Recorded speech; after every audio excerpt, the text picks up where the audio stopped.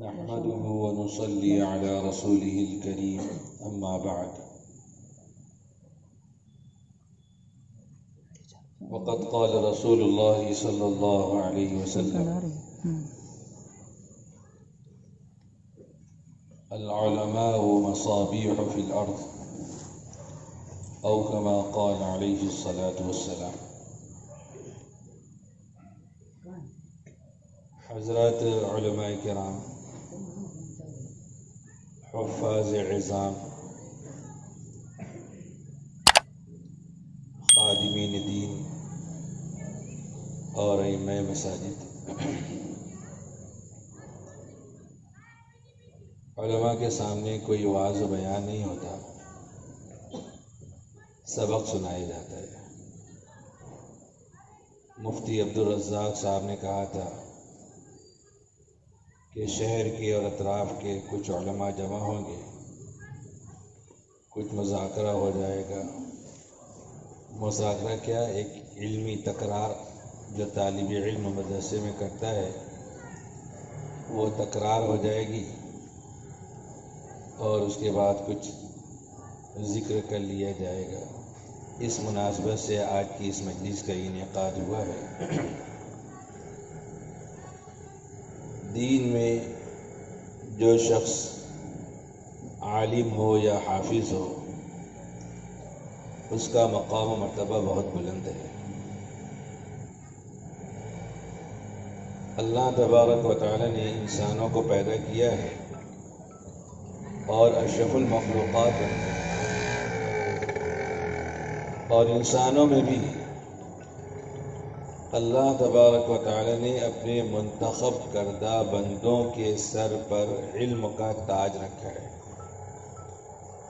اور دوسرے انسانوں سے ان کو ممتاز کر دیا ہے. دوسرے انسانوں سے ممتاز مقام و مرتبہ اللہ تبارک و تعالی نے ان کو عطا فرمایا ہے. حدیث شریف میں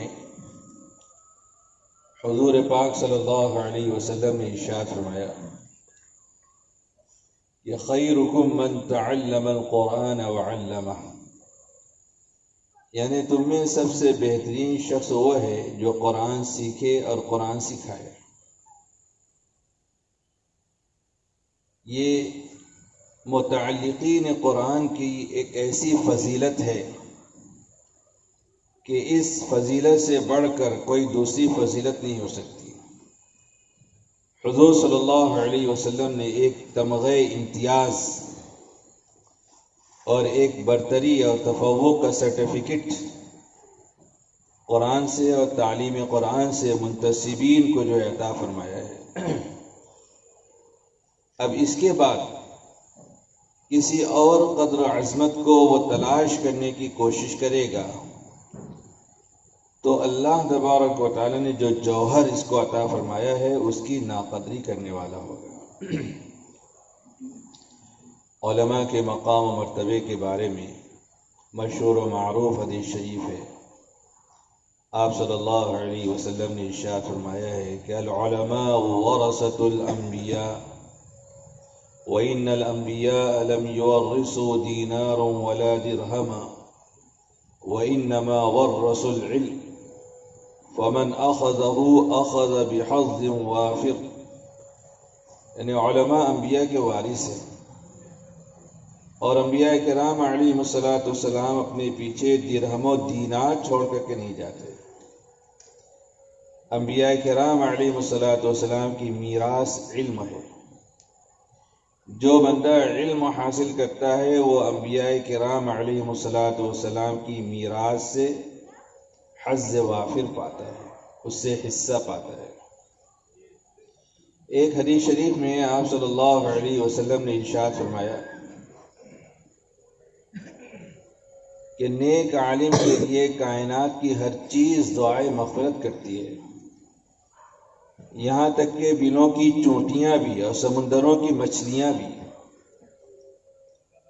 سب عالم دین کے لیے کیوں دعائے خیر یا دعائے مغفرت کرتی ہے؟ شارحین حدیث کہتے ہیں کہ عالم دین کے وجود کی برکت سے باران رحمت کا نزول ہوتا ہے. اگر روئے زمین پر عالم دین کا وجود نہ رہے تو دنیا پانی کے قطرے قطرے کی محتاج ہو جائے، اور چونکہ سب کی حیات و زندگی پانی سے وابستہ ہے، اس لیے ساری مخلوق عالم دین کے لیے دعا کرتی ہے، بالخصوص چونٹی اور مچھلی۔ ان کی حیات و زندگی میں پانی کا زیادہ دخل ہے۔ عمومی اعتبار سے فضیلت بیان کرنے کے بعد حضور نبی کریم صلی اللہ علیہ وسلم نے خصوصی بات کا بھی تذکرہ فرمایا۔ ایک حدیث شریف میں کل بروز قیامت اللہ کی بارگاہ میں ایک شخص کی پیشی ہوگی۔ جب اس کے اعمال کا وزن کیا جائے گا تو اس کا نیکی کا پلڑا ہلکا ہو جائے گا، برائی کا پلڑا بھاری ہو جائے گا۔ فرشتے ایک بادل کے جیسی کوئی چیز لا کر کے اس کے نیکی کے پلڑے میں رکھیں گے، وہ پلڑا جھک جائے گا، وزنی ہو جائے گا۔ اس کے لیے جنت کا فیصلہ ہو جائے گا یا خوش ہو جائے گا۔ فرشتے اس سے پوچھیں گے کہ تم کو معلوم ہے کہ وہ چیز جو تمہاری نیکی کے پلڑے میں لا کر رکھی گئی تھی وہ کیا چیز ہے؟ وہ کہے گا کہ مجھے نہیں معلوم۔ تو فرشتے کہیں گے کہ وہ تمہارا علم ہے جو تم لوگوں کو سکھایا کرتے تھے۔ دنیا کے اندر بھی علم کی وجہ سے قدر و منزلت ہے، آخرت میں بھی علم کی وجہ سے سعادت ہے۔ ایک حدیث شریف میں حضور پاک صلی اللہ علیہ وسلم نے ارشاد فرمایا کہ اللہ تعالیٰ بندوں کو دوبارہ حیات و زندگی عطا فرمائیں گے، اور علماء کرام کو اس میں سے چھانٹ کر علیحدہ کریں گے، اور ارشاد فرمائیں گے کہ یا معشر العلماء انی لم اضع علمی فیکم لأعذبکم اذهبوا فقد غفرت لکم۔ یعنی اے جماعت علماء، میں نے تمہارے سینے میں اپنا علم اس لیے نہیں رکھا تھا کہ تم کو عذاب دوں، جاؤ میں نے تمہاری مغفرت کر دی۔ یہ علم اتنی عظیم الشان چیز ہے۔ حضور پاک صلی اللہ علیہ وسلم نے یہ بھی ارشاد فرمایا کہ العلماء مصابیح فی الارض، یعنی علماء روئے زمین پر ہدایت کے چراغ ہیں۔ جب کبھی بھی ہدایت عام ہوئی ہے یا جس کسی کو بھی ہدایت ملی ہے، عالم دین کی محنت، اس کی کوشش و جدوجہد کے ذریعے ہی سے ملی ہے۔ حضور پاک صلی اللہ علیہ وسلم نے علماء کو چراغ سے تشبیہ دی ہے، سورج اور چاند سے تشبیہ نہیں دی، حالانکہ سورج اور چاند کے اندر چراغ سے زیادہ روشنی ہے۔ شارحین حدیث کہتے ہیں کہ چراغ کی یہ صفت ہے، یہ خاصیت ہے کہ وہ اندھیرے کے بالکل بیچوں بیچ کو منور کرتا ہے، چونکہ اس کے ذریعے سے جہالت کی اور ضلالت و گمراہی کی تاریکی چھٹتی ہے، دور ہوتی ہے۔ اس لیے حضور نبی کریم صلی اللہ علیہ وسلم نے چراغ سے تشبیہ دی ہے، اور اس میں فضیلت بھی ہے، ذمہ داری کا بھی بیان ہے۔ چراغ کے اندر ایک بتی ہوتی ہے، ایک فیتا ہوتا ہے، جب وہ فیتا جلتا ہے تو روشنی ہوتی ہے۔ حضور پاک صلی اللہ علیہ وسلم نے ذمہ داری اور کام بھی متعین کیا ہے کہ عالم دین کا کام آرام نہیں ہے، سکون اور راحت تلاش کرنا نہیں ہے۔ عالم دین کا کام ہے کہ بتی اور فیتے کی طرح اپنے آپ کو جلائے، جب جلائے گا تو اس کے ذریعے سے روشنی پھیلے گی۔ انبیاء کرام علیہ الصلوۃ والسلام کے مشن کو کما حقہ طور پر علماء کرام ہی انجام دے سکتے ہیں۔ اس کام کی نزاکتوں کو علماء کرام ہی جانتے ہیں، اور خاطر خواہ طریقے پر کام انہی سے انجام پاتا ہے۔ البتہ جو منصب ہے، جو ذمہ داری ہے، جو کام ہے، اس کام کو انجام دینے کے لیے، ادا کرنے کے لیے چند بنیادی صفات کا ہونا انتہائی لازمی و ضروری ہے۔ سب سے پہلی چیز ہے خلوص للہیت، اخلاص تمام ہی اعمال کی جاری و ساری روح ہے۔ اخلاص کے بغیر کام نہیں چل سکتا۔ اور جب اخلاص کسی کام کے اندر ہوتا ہے تو اس کے ذریعے سے وزن پیدا ہوتا ہے۔ شیخ الحدیث حضرت مولانا محمد زکریا رحمۃ اللہ علیہ نے فضائل ذکر میں ایک حکایت ذکر کی ہے۔ ایک عابد تھا، اس نے دیکھا کہ ایک درخت ہے، لوگ اس کی پوجا پاٹ کرتے ہیں۔ اس کے دل میں خیال آیا کہ اس درخت کو کاٹ دینا چاہیے تاکہ شرک کی جڑ کٹ جائے۔ کلاڑی اٹھائی، درخت کو کاٹنے کے لیے چل پڑا۔ راستے میں انسانی شکل و صورت میں شیطان سے ملاقات ہو گئی۔ شیطان نے پوچھا کہ حضرت کہاں جا رہے ہو؟ کہا کہ شرک کی جڑ کاٹنے جا رہا ہوں۔ وہ درخت ہے، لوگ اس کی پوجا پاٹ کرتے ہیں، شرک میں مبتلا ہوتے ہیں، اس کو کاٹنے جا رہا ہوں۔ شیطان نے کہا کہ مت کاٹیے، آپ کا کیا نقصان ہے؟ کہا کہ نہیں، میں اس کو کاٹ کر رہوں گا۔ بحث تکرار ہوئی، پکڑا پکڑی ہو گئی۔ اس عابد نے شیطان کو اٹھا کر پٹخ دیا۔ جب شیطان نے دیکھا کہ میں مغلوب ہو رہا ہوں تو اس عابد سے کہا کہ دیکھو، اپنا ارادہ ترک کر دو، اپنے گھر واپس جاؤ۔ تم کو روزانہ 3 اشرفی تمہاری تکیے کے نیچے مل جایا کرے گی۔ اشرفی لے لو، اپنی ضرورت بھی پوری کرو، صدقہ و خیرات کر کے ثواب بھی حاصل کرو۔ عابد نے شیطان کو چھوڑ دیا، گھر واپس چلا گیا۔ روز صبح کو سو کر اٹھتا تھا، 3 اشرفی تکیے کے نیچے سے مل جاتی تھی۔ کچھ دنوں تک کے ملی، پھر ملنا بند ہو گئی۔ پھر غصہ آیا، کلاڑی اٹھائی، کہا کہ آج تو اس درخت کو کاٹ کر ہی رہوں گا۔ پھر شیطان سے ملاقات ہو گئی، پوچھا کہ کہاں جا رہے ہو؟ کہا کہ اسی درخت کو کاٹنے کے لیے جا رہا ہوں۔ شیطان نے کہا کہ مت کاٹو، تو شیطان پر برس پڑا کہ تو جھوٹا ہے، تو مکار ہے، تو فریبی ہے، تو نے اشرفی دینے کا وعدہ کیا اور پھر وعدہ خلافی تو نے کی۔ اب دوبارہ جو پکڑا پکڑی ہوئی تو اس مرتبہ شیطان اس عابد کے اوپر غالب آ گیا۔ پہلی مرتبہ جا رہا تھا تو اخلاص تھا تو یہ غالب آ گیا۔ دوسری مرتبہ جا رہا تھا، اخلاص نکل گیا تو شیطان اس کے اوپر جو ہے غالب آ گیا۔ کتابوں میں لکھا ہے کہ ایک آدمی کے اخلاص نے کئی لوگوں کو ہدایت سے سرفراز کیا۔ حضرت علی مرتضیٰ رضی اللہ عنہ کا مشہور و معروف واقعہ ہے۔ ایک یہودی کو پچھاڑ دیا اور قریب تھا کہ اس کو قتل کر دیتے، یہودی نے حضرت علی رضی اللہ عنہ کے منہ پر تھوک دیا۔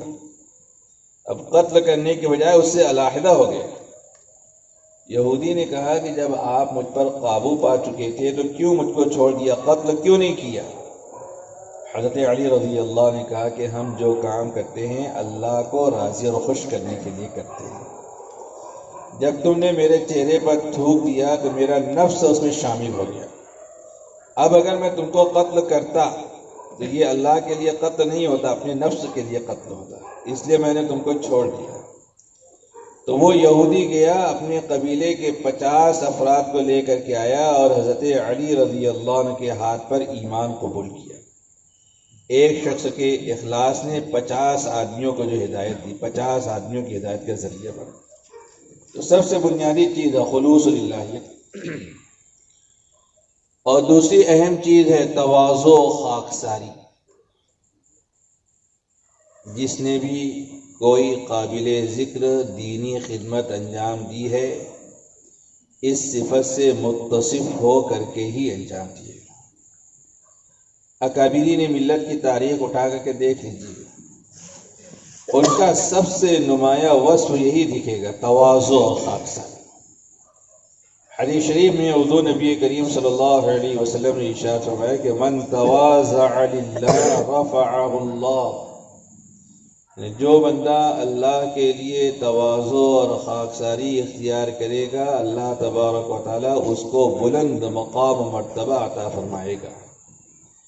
ومن تکبر وضعہ اللہ، اور جو تکبر اختیار کرے گا اللہ تبارک و تعالیٰ اس کو پھینک دے گا، اللہ تعالیٰ اس کے مقام و مرتبے کو گھٹا دے گا۔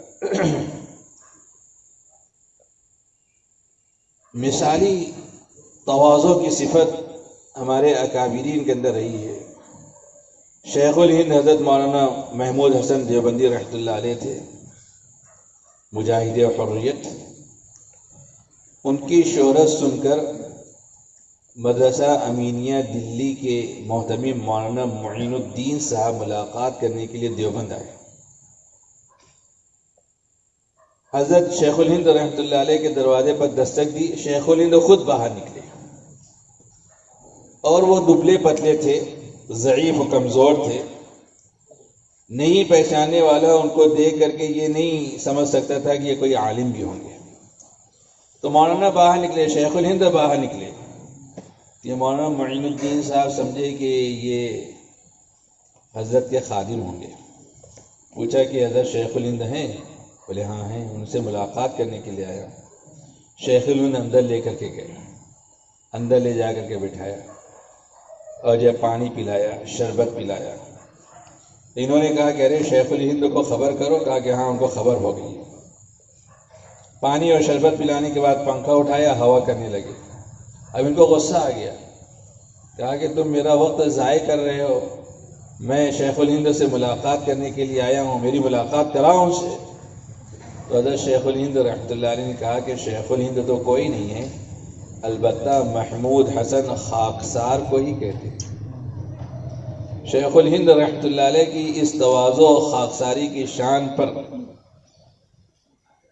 وہ مدرسہ امینیہ کے جو متمم تھے وہ بھی انگشت بلنداں رہ گئے۔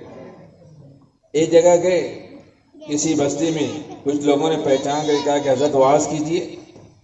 کہا کہ مجھ کو واعظ کہنا نہیں آتا ہے۔ لوگوں نے اصرار کیا تو کھڑے ہو گئے، ایک حدیث شریف پڑھی۔ کہا کہ فقیہ واحد اشد علی الشیطان من الف عابد، ایک عالم شیطان پر 1000 عابدوں سے زیادہ بھاری ہے۔ ایک عالم بھی موجود تھے، انہوں نے مجمع میں ٹوک دیا، کہا کہ انتہائی غلط ترجمہ ہے۔ حدیث شریف کے اندر ہے فقیہ واحد اشد من الف عابد۔ اشد کا ترجمہ اثقل نہیں ہے، اضر ہے، بھاری ہے ایسا ترجمہ نہیں ہے، ضرر رساں ہے یہ ترجمہ ہے۔ تو شیخ الہند رحمۃ اللہ علیہ نے کہا کہ اچھا، پھر ایک اشکال یہ ہے کہ حدیث کے اندر ہے کہ کبھی کبھار میرے اوپر وحی آتی ہے تو گھنٹی بجنے کی آواز کی طرح آتی ہے، اور یہ حالت و کیفیت اشد علیہ، مجھ پر زیادہ بھاری ہوتی ہے، تو کیا وہاں پر بھی اضر کا ہی ترجمہ کریں گے؟ تو شیخ الہند رحمۃ اللہ علیہ کا ترجمہ بالکل صحیح تھا، لیکن جب انہوں نے ٹوکا اور مجمع میں ٹوکا تو شیخ الہند رحمۃ اللہ علیہ جب فوراً بیٹھ گئے اور کہا کہ میں تو پہلے ہی کہہ رہا تھا کہ مجھ کو واعظ کہنا نہیں آتا، لیکن ان لوگوں نے اصرار کیا تو میں کھڑا ہو گیا۔ یہ تواضع خاکساری تھی۔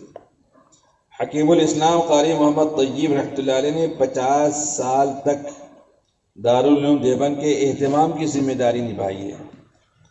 حضرت تھانوی رحمۃ اللہ علیہ سے اصلاحی تعلق تھا۔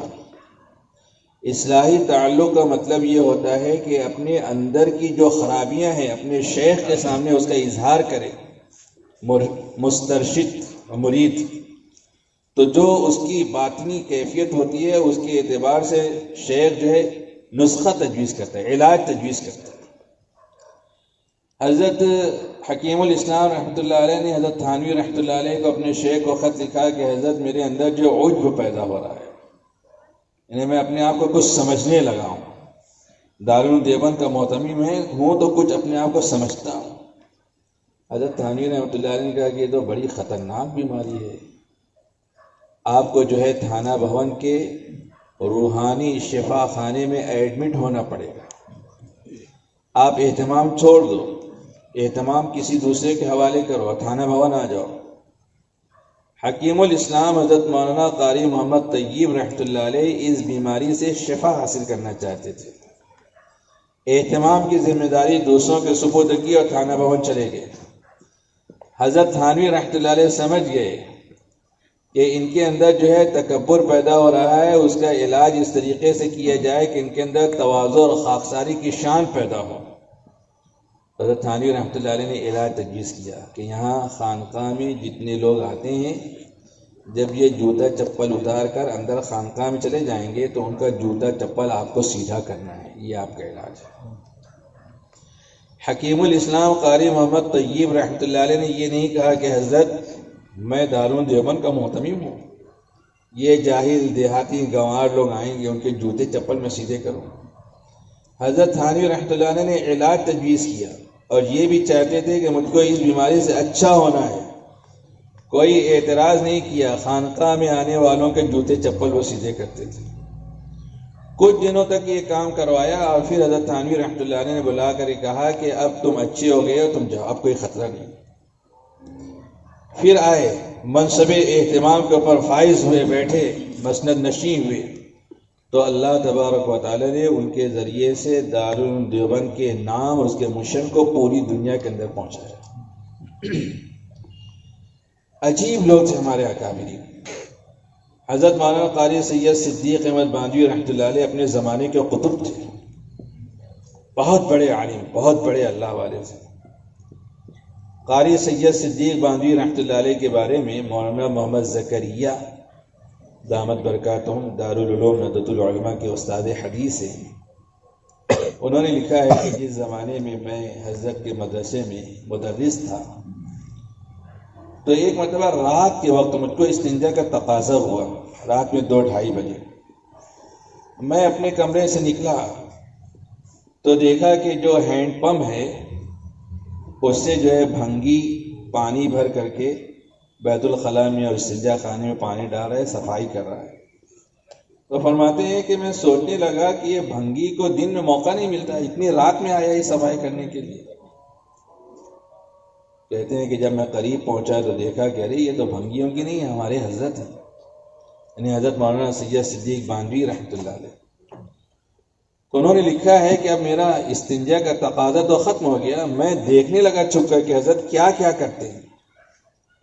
حضرت نے جو سارے بیت الخلاء استنجا خانے صاف کر دیے، پھر اسی ہینڈ پمپ کے نیچے بیٹھ کر کے غسل کیا اور کپڑے تبدیل کیے اور مسجد کے صحن میں جا کر کے نماز کی نیت باندھ کر کے کھڑے ہو گئے۔ آگے لکھا ہے کہ اللہ ہی جانتا ہے کہ اس خدمت اور اس عبادت پر اللہ ان کو کیا اجر و ثواب عطا فرمائے۔ صبح ہوئی تو مولانا زکریا رحمت دامت برکاتہم نے حضرت باندھوی رحمۃ اللہ علیہ سے کہا کہ حضرت آپ کوئی بھنگی کیوں نہیں رکھ لیتے؟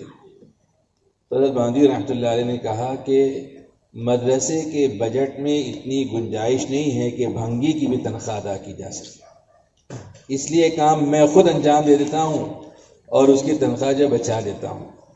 تو ہم سمجھتے ہیں کہ یہ حقیر اور معمولی سمجھا جانے والا کام ہے، لیکن اسی کے ذریعے سے نفس مرتا ہے، تواضع اور خاکساری کی اعلی شان اسی کے ذریعے سے پیدا ہوتی ہے۔ تو دوسری صفت جو خادمین دین کے اندر پیدا ہونی چاہیے وہ تواضع اور خاکساری ہے۔ تیسری صفت ہے عملی حرارت، اس کو تعلق مع اللہ بھی کہہ سکتے ہیں، رجوع الی اللہ، انابت الی اللہ، یعنی فرائض کے علاوہ نوافل کا بھی جو ہے حد درجہ اہتمام۔ ہمارے اکابرین ملت نے جو قابل ذکر دینی خدمات انجام دی ہیں ان میں اس کا بھی دخل ہے کہ ان کا تعلق مع اللہ بہت قوی تھا۔ ہم لوگ اذان کے بعد مسجد میں جانے کا اہتمام کرتے ہیں، لیکن ہمارے اکابرین اذان سے پہلے مسجد میں جانے کا اہتمام کرتے تھے۔ یہ تعلق مع اللہ کی دلیل ہے۔ اذان ہونے کے بعد تو سارے لوگ مسجد میں آ جاتے ہیں۔ تعلق مع اللہ کی دلیل یہ ہے کہ اذان سے پہلے مسجد میں پہنچنے کا اہتمام کیا جائے۔ ہم لوگ کہیں جاتے ہیں تو یہ پوچھتے ہیں کہ جماعت کتنے بجے کی ہے۔ حضرت مولانا محمد قاسم نانوتوی رحمۃ اللہ علیہ کہیں جاتے تھے تو پوچھتے تھے اذان کتنے بجے کی ہے، تاکہ اذان سے پہلے مسجد میں پہنچنے کا اہتمام کروں۔ یہی قاری سید صدیق باندھوی رحمۃ اللہ علیہ جن کا تذکرہ ابھی میں نے کیا، کسی کام سے لکھنؤ گئے، جمعہ کا دن تھا، جمعہ کی نماز پڑھنے کے لیے مسجد میں گئے تو جماعت ختم ہو چکی تھی۔ لوگوں نے کہا کہ حضرت قریب کی دوسری مسجد ہے، وہاں پر ذرا تاخیر سے جماعت ہوتی ہے، وہاں چلیں گے تو جماعت مل جائے گی۔ وہاں پہنچے تو وہاں بھی جماعت ختم ہو گئی، بہت افسوس ہوا۔ تو مریدین نے کہا کہ حضرت ایک جگہ ایسی ہے جہاں سب سے آخر میں نماز ہوتی ہے، وہاں چلیے شاید مل جائے گی۔ اس مسجد میں پہنچے تو وہاں پر بھی جماعت ختم ہو گئی تھی، یعنی اب کہیں با جماعت نماز نہیں مل سکتی۔ مسافر تھے، حالانکہ لکھنؤ میں آئے تھے تو مسافر تھے، اور مسافر کے لیے جو رخصت ہے اس کے اوپر عمل کرتے تو جہاں وہ قیام فرماتے وہیں نماز بھی پڑھ لیتے تو ہو جاتا، لیکن انہوں نے نماز با جماعت کا اہتمام کیا۔ جب معلوم ہوا کہ اس مسجد میں سب سے آخر میں جماعت ہوتی ہے، وہاں پہنچے اور وہاں بھی جماعت ختم ہو گئی تھی، تو اتنا افسوس ہوا کہ بے ہوش ہو کر فرش پر گر گئے۔ ہماری نماز قضا ہو جاتی ہے، ہم کو کوئی رنج افسوس نہیں ہوتا، ان کی جو ہے صرف جماعت چھوٹی تو اتنا رنج افسوس ہوا کہ بے ہوش ہو کر کے گر گئے۔ یہ تعلق مع اللہ کی علامت ہے، تعلق مع اللہ کی دلیل ہے۔ ابھی چند دنوں پہلے امارت شریعہ کے قاضی شریعت حضرت مولانا قاضی عبدالجلیل رحمۃ اللہ علیہ کے انتقال ہوا۔ 18 فروری بروز جمعرات مغرب کی نماز کی تیاری کر رہے تھے، عارضہ قلب لاحق ہوا اور انتقال ہو گیا۔ ان کی زندگی بھی طلبہ کے لیے ایک نمونے کی حیثیت رکھتی ہے۔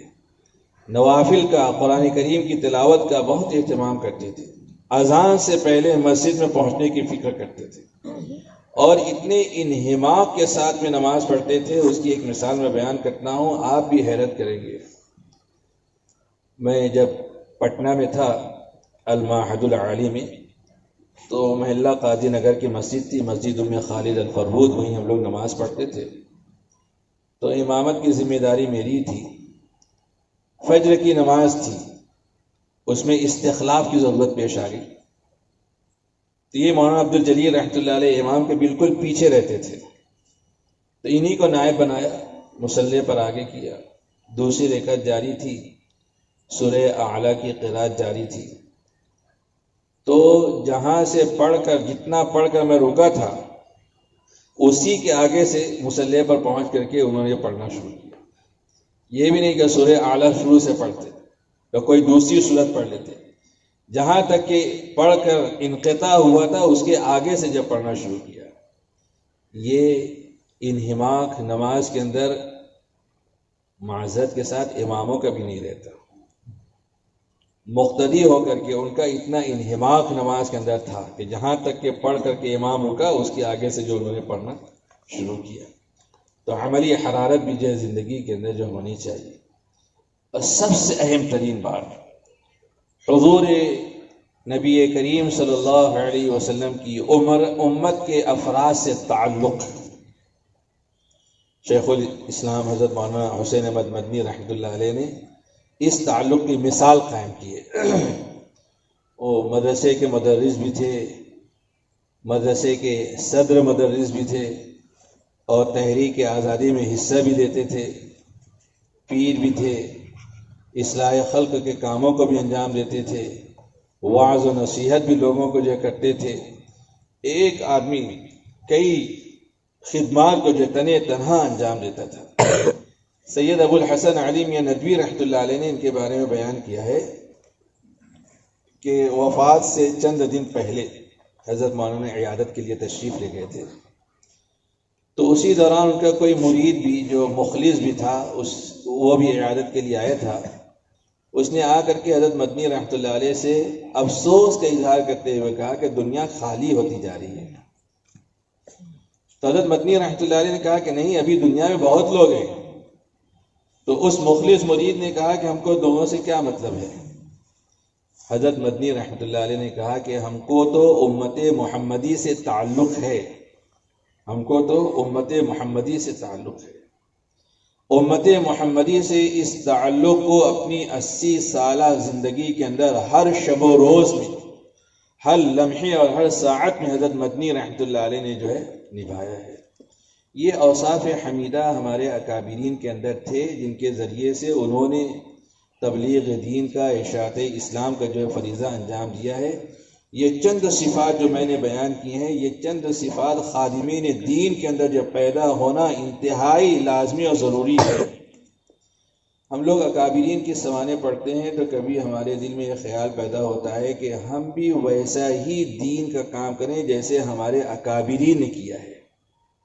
تو جن اوصاف و صفات کے ساتھ ہمارے اکابرین نے ان کاموں کو انجام دیا ہے، ان اوصاف و صفات کو اپنے اندر پیدا کر لیا جائے تو بس کام بالکل سہل اور آسان ہو جائے گا۔ یہ بڑی بڑی ان کی صفات تھی، اسی وجہ سے آج بھی ان کو دنیا سے گزرے ہوئے اگرچہ کہ برسوں گزر گئے، لیکن جب بھی ان کا نام لیا جاتا ہے تو لوگ اپنے دلوں کے اندر عقیدت و احترام کے جذبات جو محسوس کرتے ہیں۔ تو آپ تمام حضرات سے گزارش اسی بات کی کروں گا کہ آپ سب چونکہ دین سے، دین کی خدمت سے جڑے ہوئے ہیں، اس لیے ہمارے اکابرین دین کی جو یہ نمایاں صفات ہیں، ان صفات کو جو ہے اپنے اندر پیدا کریں تاکہ بلا کسی تصادم و ٹکراؤ کے دین کا کام اور دین کی خدمت احسن طریقے پر جو انجام پائیں۔ ان تمام باتوں کی مخاطبت سب سے پہلے میرے اپنے نفس سے ہے۔ میں دعا کرتا ہوں کہ اللہ تبارک و تعالی مجھے بھی، آپ تمام حضرات کو بھی کہی گئی ان تمام باتوں پر عمل کرنے کی توفیق عطا فرمائے۔ وآخر دعوانا الحمد للہ رب العالمین۔